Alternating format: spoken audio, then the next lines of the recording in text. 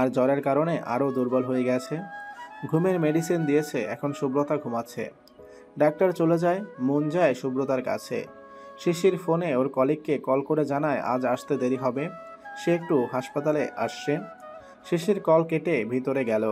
সুব্রতাকে saline দেওয়া হয়েছে, শরীর দুর্বল বলে। একটু পর সজীব সাহেব সেখানে আসলেন। হাসপাতালের রিসেপশন থেকে সুব্রতার কেবিনের নাম্বার জেনে সেই রুমে গেলেন। দুপুরের দিকে জ্ঞান ফিরে সুব্রতার। স্যালাইন শেষ হলে নার্স এসে স্যালাইন খুলে দেয়। সুব্রতার কাছে এখন মহুয়া আর সজীব আহমেদ আছেন। শিশিরের কিছু দরকারি কাজ আছে, তাই সে থানায় চলে গেছে। সুব্রতার জ্ঞান ফিরতে দেখে মহুয়া বলে, এই তো সুব্রতার জ্ঞান ফিরেছে। সুব্রতা জ্ঞান ফেরার পর বুঝতে পারে সে হাসপাতালে আছে। মহুয়া সুব্রতার মাথায় হাত রেখে বলে, এখন কেমন লাগছে তোমার সুব্রতা? সুব্রতা মহুয়ার মুখে নিজের নাম শুনে চমকে গেল। প্রশ্নাত্মক দৃষ্টিতে তাকাতলো সুব্রতা। মহুয়া বুঝতে পারছে সুব্রতা কি ভাবছে, তাই হালকা হেসে বলে, তুমি আমাদের গাড়ির উপরে অজ্ঞান হয়ে পড়ে গিয়েছিলে, আমি আর আমার ভাইয়া মিলে তোমাকে হাসপাতালে নিয়ে এসেছি। সজীব আহমেদ ডাক্তারের সাথে কথা বলে নিলেন। ডাক্তার জানালেন বাসায় নিয়ে গিয়ে খাবার দাবার যেন ঠিকভাবে খাওয়ায়, রোগীর শরীর এখনও দুর্বল। সজীব আহমেদ ডাক্তারকে আশ্বস্ত করল ও রোগীর দিকে তারা অনেক যত্নবান হবেন। ডাক্তারের সাথে কথা শেষ করে সজীব আহমেদ রুমে আসলেন। সুব্রতা তাকে দেখে অবাক হলো। মহুয়া সজীব আহমেদের কাছে গিয়ে বললেন, ডাক্তার কি নিয়ে যেতে বলেছেন? হ্যাঁ, নিয়ে যেতে বলেছে। আচ্ছা, তাহলে আমি আপনাদের বাসায় পৌঁছে দিচ্ছি। না না থাক, এমনিতেও আপনারা দুই ভাই বোন আমাদের জন্য অনেক সময় নষ্ট করেছেন। শিশির স্যার তার থালা ফেলে আমাদের মেয়ের এখানে নিয়ে এসেছে, তার জন্য অনেক ধন্যবাদ। আপনাকেও ধন্যবাদ আমাদের জানানোর জন্য, না হলে জানতাম না মেয়েটা কোথায়। না, ধন্যবাদ দেওয়ার কিছু নেই। একটা মানুষ হয়ে একজন মানুষের সাহায্য করা মানুষ হিসেবে আমার দায়িত্ব। আজকে তাহলে আমি আসি, আপনারা সাবধানে যাবেন। জি আচ্ছা। এরপর মহুয়া চলে গেল। তারপর সজীব আহমেদ আর সুব্রতাও চলে আসলো। সুব্রতার শরীরে এখনও জ্বর। সুব্রতার আর সজীব ঘরে ঢোকা মাত্র সজীবের স্ত্রী তাদের দিকে এগিয়ে এসে বললেন, সেই সকালে তোকে বাজারে পাঠিয়েছিলাম, আর এখন আসছিস তুই? বলি রান্না বান্না কখন হবে? ও হাসপাতাল থেকে আসছে। হাসপাতাল? রাস্তায় মাথা ঘুরে পড়ে গেছিল, আর পড়েছিল আইনজীবী পুলিশ অফিসার শুভ্র আহমেদ শিশিরের গাড়ির উপরে। তারপর তারা তাকে হাসপাতালে নিয়ে যায় আর আমাকে ফোন দেয়। গাড়ির তলে যখন পড়েছিল মরে গেল না কেন? এই সব হচ্ছে ওর নাটক, আমি বুঝি না মনে করেছ? যেই আমি আজ বলেছি আজকে কলেজে যেতে হবে না, আমার বড় ভাই আসছে, অমনি ও অসুস্থ হয়ে গেল। বাড়িতে বসে নাটক করলে তো আমরা ধরে ফেলবো, তাই বাড়ির বাইরে গিয়ে নাটক করছে। এই হারামজাদি, যা গিয়ে রান্না কর। আজকে রান্না ওই করবে, না হলে আজকে কপালে খাবার নেই বলে দিলাম। শুয়ে বসে অন্ন ধ্বংস করার ধান্দা, তাই না? আজকে রান্না করে তারপরও খাবার পাবে। ও অসুস্থ, একটু বোঝার চেষ্টা করো। দুর্বল অনেক শরীর, কীভাবে এত রান্না করবে? সামান্য জ্বর হয়েছে, মরে যাবে না তাতে। আমাদেরও জ্বর হয়, তাও আমরা সংসারের কাজ করি। তাহলে ও পারবে না কেন? এমনিতে তো কালী হয়ে জন্ম নিয়েছে, বিয়ে তো সহজে দেওয়া যাবে না।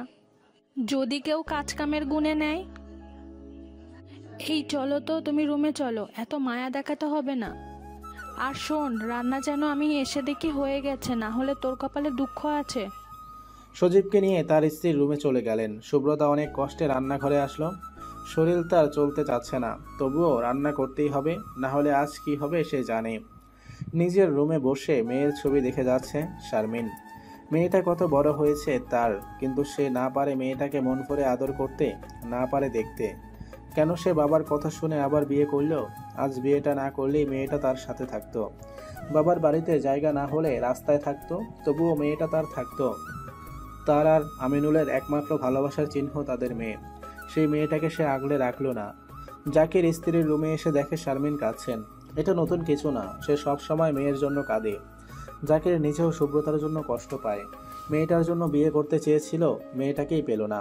জাকির গিয়ে স্ত্রীর পাশে বসলেন। স্ত্রীর মাথায় হাত রেখে বললেন, কেঁদো না শারমিন, কত কাঁদবে আর। আমার অনেক বড় ভুল হয়ে গেছে জাকির। আমার উচিত ছিল জোর করে হলেও আমার মেয়েকে নিয়ে আসা।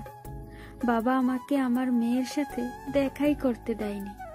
একবার যাও দেখা করতে দিয়েছিল, আমার মেয়ের আমার প্রতি সেদিন অভিমান ছিল। এরপর আর আমার মেয়েটার সাথে আমার দেখা হয়নি। আমি সব সময় বাবাকে ফোন দিয়ে খোঁজ নিতাম। বাবা বলতো সুব্রত নাকি আমার মুখও দেখতে চায় না, আমি ওর সাথে দেখা করতে আসলে ও কিছু করে বসবে। এই ভয়ে মেয়ের কাছে যাইনি। আমি জানি জাকির, আমার মেয়ে এসব নিজে নিজে বুঝেনি। আমার ভাইয়ের বউরা আমার মেয়েটাকে কিছু উল্টাপাল্টা বুঝিয়েছে, না হলে আমার মেয়ে এমন করতে পারে না।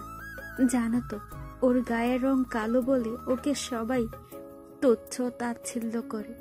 মেয়েটা আমার বড় চাপা স্বভাবের, কোনোদিন কাউকে নিজের মনের কথা বলবে না, একমাত্র ওর বাবার কাছেই সব বলতো।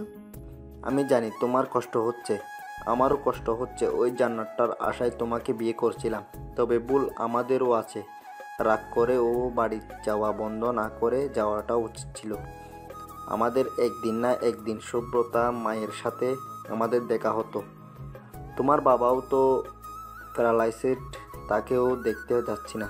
আমরা আর আমাদের যাওয়া উচিত। কোন মুখে গিয়ে মেয়ের সামনে গিয়ে দাঁড়াবো? না গেলে কোনোদিন দাঁড়াতে পারবে না। আচ্ছা, যাব আমি।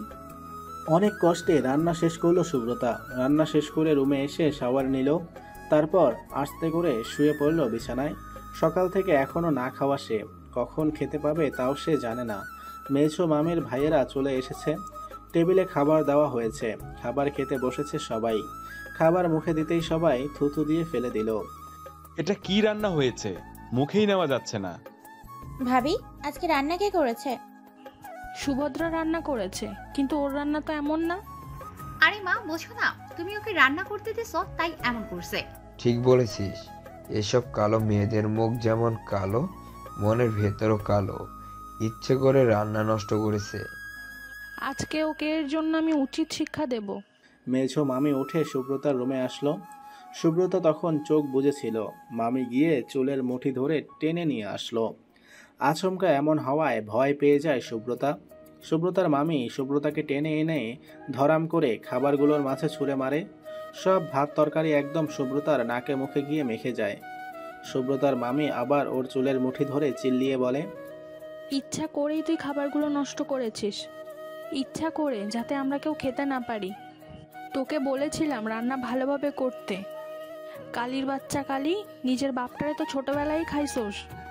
তারপরে মা এখানে ফালাইয়া রাইখা গেছে আর একটার ঘরে, আপদ রাইখা গেছে আমাগো ঘরে। আজকে তোরে এগুলো খাওয়ামো। সুব্রতার মামি প্লেট ভর্তি পোলাওয়ের মধ্যে সুব্রতার মুখটা চেপে ধরেন। সুব্রতা ছটফট করছে, মুখ থেকে কথাও বের করতে পারছে না। সুব্রতার মামি ওকে উঠিয়ে ধাক্কা মেরে ফেলে দেয়। আজকে ও এইসব খাবারগুলো খাবে, নষ্ট ও করেছে, খাবেও বলে হনহন করতে করতে চলে গেল সুব্রতার মামি। বাকি সবাইও চলে আসলো। এত অত্যাচার করে কেউ সুব্রতাকে বাঁচায় না, উল্টো সবাই মজা নেয়। সুব্রতা আস্তে করে উঠে বসে নাকে মুখে ভাত ঢুকে গেছে। সুব্রতা ওখানেই চিৎকার করে কেঁদে দেয় আর বলে, আল্লাহ, আমাকে নিয়ে যাও, আমি আর সহ্য করতে পারছি না। রোজ রোজ এত অত্যাচার আর আমি সইতে পারছি না। আল্লাহ, গায়ের রং কালো, ভাগ্যটাও কালো। কি হতো বাবা বেঁচে থাকলে? তাহলে আজ আমার পরিণতি এমন হতো না। আমি কি পাপ করেছি যার সাজা ছোট থেকে দিচ্ছ? বাবা মা কারোর ভালোবাসা পেলাম না, নিজের মা কোনোদিন আমার কাছে আসে না। দিব্যি সংসার, সন্তান স্বামী নিয়ে সুখে আছে, আমার কপালে কি একটুও সুখ নেই? আল্লাহ। কান্না করতে করতে সুব্রতা আস্তে করে উঠে রুমে যায়। নিজের থানার রুমে বসে ফাইল দেখছে শিশির, কিন্তু তার মন বারবার চলে যাচ্ছে আজকে ঘটনাগুলোর মাঝে। বারবার সুব্রতার মুখটা ভেসে আসছে তার চোখের সামনে। শিশির এবার বিরক্ত হয়ে নিজেই নিজেকে বলল, হোয়াটস রং অফ উইথ ইউ শিশির? জীবনে কি প্রথম মেয়ে দেখেছিস নাকি? কত মেয়েই তো রাস্তায় দেখছিস। তাহলে ওই একটা মেয়েকে দেখার পর থেকে কেন বারবার ওর কথা মাথায় আনছিস? একজন পুলিশের মাথায় এসব না শুধু কেস থাকবে তা না, মেয়ে মাথায় এসে নাচতেছে। নো, আমাকে কেসে মন দিতে হবে। এই বছরে প্রায় 30 জনের মতো মেয়ে নিখোঁজ হয়েছে। তাদের সবাই অল্প বয়সের কলেজ পড়ুয়া মেয়ে। সবাই এক টাইম সকালে নিখোঁজ হয়েছে, কেউ তাদের হদিস দিতে পারেনি। পুলিশ সিআইডি টিম মিলে এখন খুঁজতেছে মেয়েগুলোকে। সবার ধারণা কোনো মেয়ে পাচারকারী গ্যাং এর সাথে জড়িত। বিছানায় শুয়ে আছে সুব্রতা। পেটে ক্ষুধা আর শরীরে জ্বর নিয়ে কাহিল হয়ে গেছে মেয়েটা। শরীরে 2 কদম চলার শক্তিটুকুও নেই। দুপুরে মামির ওই আচরণের পর সুব্রতা খুব কষ্টে রুমে এসেছে। নিজেকে অনেক হতভাগী মনে হয় তার। সুব্রতা খাটে শুয়েছিল, তখন দরজা ঠেলে ভিতরে আসে চাপা। চাপা হাতে করে খাবার নিয়ে এসেছে। চাপাকে দেখে অবাক হয় সুব্রতা। দুর্বল কণ্ঠে বলে, তুই এত রাতে এই রুমে? নানার কোনো সমস্যা হয়েছে? না দাদাই, ঘুমাইতেছি। আমি আপনাকে খাওয়ান আনছি। খাবার? তুই খাবার পেলি কই? আমার মেজো ভাবি যে খাওয়ান দিছি সেই খাওয়ান। তাহলে তুই খাস নাই কেন? আফা, আমি জানি আপনি সকাল থেকে না খাওয়া, সকাল থেকে সেই কাম শুরু করেন, একটু ভুল হইলেই মার খান, আপনার খাওয়া বন্ধ কইরা দেয়। আজকাও দিছে, আমি জানি। সকাল থেকে এখনো কিছুদিন মুড়ে দেন নাই, আমি আপনার লাগে খাওয়ান আনছি। লনা ভাগ খাই গেলাম। তোর মাথা ঠিক আছে? মামি জানতে পারলে অনেক বকা দেবে তোকে। আরে রাহিন তো তার কথা, কিছু কইব না, আপনি খাইয়া লন।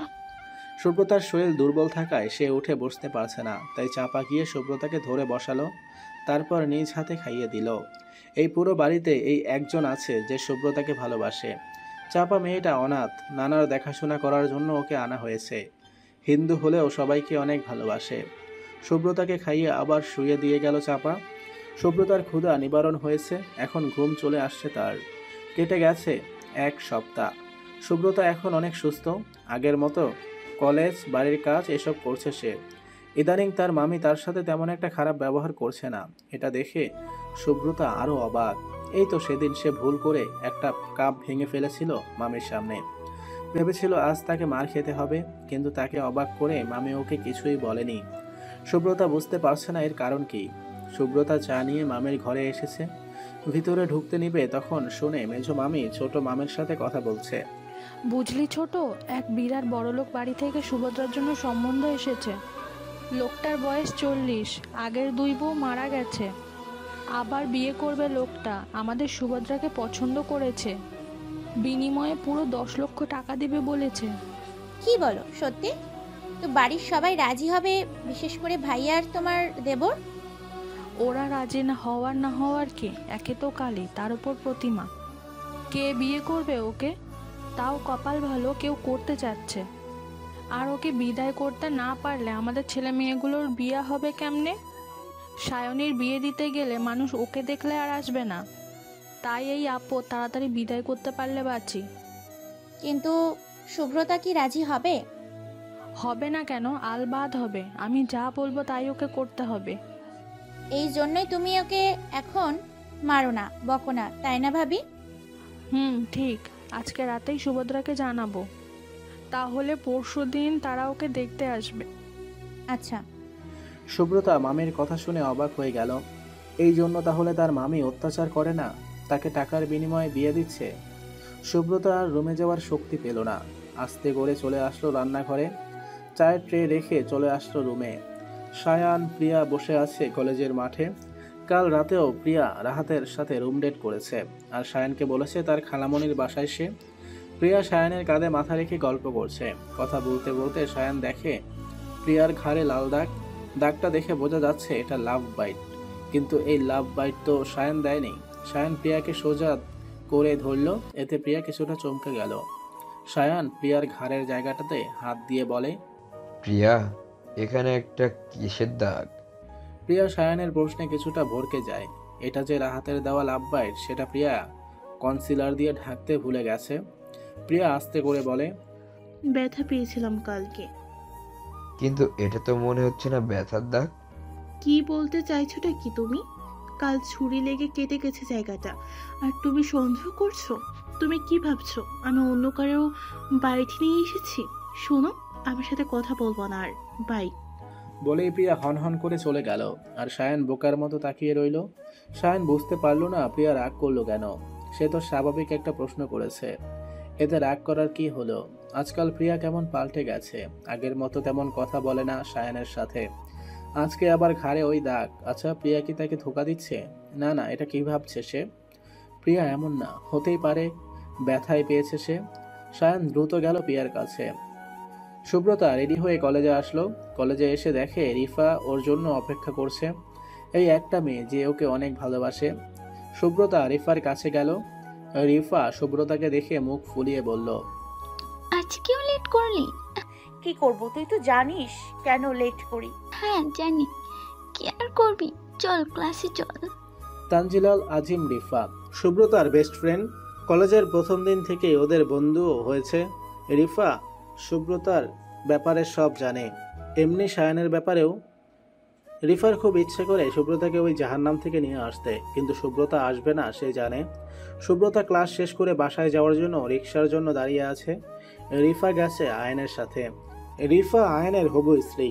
রাস্তার অপর পাশে দাঁড়িয়ে ফোনে কথা বলছে শিশির। হঠাৎ চোখ গেল সেদিনের মেয়েটার দিকে। আজকে একটা টিয়া কালারের জামা পরেছে সে, চুলগুলো বেনি করা, কাঁধে কলেজ ব্যাগ। শিশির তাকিয়ে আছে মেয়েটার দিকে। শিশির বুঝতে পারলো মেয়েটা রিক্সা খুঁজতেছে, কিন্তু ওপারে কোনো রিক্সা সে পাচ্ছে না। তাই শিশির এপাশ থেকে একটা রিক্সা ঠিক করে দিল, দেখিয়ে দিল সুব্রতাকে। সুব্রতা অবশেষে রিক্সা পেয়ে খুশি হলো। তাড়াতাড়ি রিক্সা করে চলে গেল বাসায়। শিশির সুব্রতাকে খুশি হতে দেখে নিজেও খুশি হলো, কিন্তু সে জানে না কেন সে এটা করলো। শিশির আপন মনে বলল, মেঘ পিয়নের ডানায় করে শরৎ আসে কাশফুলের শুভ্রতা নিয়ে, তুমি কবিতা হয়েছেও এক ফালি সাদা মেঘের মতো। শিশির আপনা মনে এসব বলে আবার ফোনে কথা বলা শুরু করলো, কিন্তু তার মন পড়ে আছে সুব্রতার কাছেই। রাতে সুব্রতার মামি তার রুমে আসলো। সুব্রতা তখন বসে বই পড়ছিল। সুব্রতার মামি এসে সুব্রতার মাথায় হাত রাখলো। সুব্রতা চেয়ে দেখে তার মামি। সুব্রতা জানে কেন তার মামি এসেছে। তার মামি যদি এই মাথায় হাতটা ভালোবেসে রাখতো, তবে হয়তো সুব্রতার চেয়ে খুশি কেউ হতো না। সুব্রতার মামি তার পাশে বসে সুব্রতাকে বলতে লাগলো, সুব্রতা শোন, তোকে একটা কথা বলতে এসেছিলাম। হ্যাঁ আমি, বলো কি বলবে। সুব্রতা, তোর জন্য একটা বিয়ের সম্বন্ধ এসেছে। পাত্ররা অনেক ধনী, পাত্রের বয়স 40। আগে 2 বউ ছিল, মরে গেছে। দেখ, ছেলেদের বয়স কোনো বিষয় না, অনেক বড় লোক তারা। তুই অনেক সুখে থাকবি। দেখ, তোর গায়ের রং এমনি কালো, ভালো কোথাও বিয়ে দিতে পারবো না। এখানে রাজি হয়ে যা, না করিস না। শাইনি মায়াকেও তো বিয়ে দিতে হবে। তুই রাজি হলে পরশু তারা আসবে। আচ্ছা মামি, আমি রাজি, তুমি যা চাও তাই হবে, কিন্তু আমি তোমার থেকে একটা জিনিস চাই। কি চাস তুই বল। মামি আমাকে একটু আদর করবে। ছোট থেকে মায়ের আদরও পাইনি, কারোর আদর পাইনি। আজ আমাকে একটু আদর করবে, পরশু তো চলেই যাব। সুব্রতার আবদার করাতে খুব মায়া হলো মামির। অনেক অত্যাচার করেছে সে এই মেয়ের উপর, আজ না হয় একটু আদর করে দিক। সুব্রতাকে একটু আদর করে বেরিয়ে গেল ওর মামি। সুব্রতা খাটে বসে কেঁদে দিল। আমি কালো বলে তোমার চিন্তা যে সায়নী আর মায়ার বিয়ে হবে না। যাক, করলাম বিয়ে, ওখানে কপালে যা আছে তাই হবে। আমাকে বিদায় করতে পারলে যদি তুমি খুশি হও, তবে তাই হোক। শিশির নিজের রুমে বসে আছে। আজকে আরও 2টা মেয়ের মিসিং রিপোর্ট এসেছে। শিশির বুঝতেই পারছে না মেয়েগুলো উধাও হচ্ছে কোথায়। শিশির প্রায় অনেক গোপন খবর দাতাদের সাথে কথা বলেছে, কিন্তু কেউ কিছু বুঝতে পারছে না। কাদের কাজ এটা? কোনো গ্যাংয়ের কাজ নাকি? কেউ ইচ্ছা করে ওদের উধাও করছে? 1 বছরে এক নিয়ে 32টা মেয়ে নিখোঁজ। কে নিখোঁজ করছে মেয়েগুলোকে? আজকে সুব্রতাকে দেখতে এসেছে ফিরোজ সাহেব। লোকটা যে বুড়ো হয়ে গেছে তা বোঝার উপায় নেই, কারণ সে 20-30 বছরের যুবকদের মতো করে চলাফেরা করে।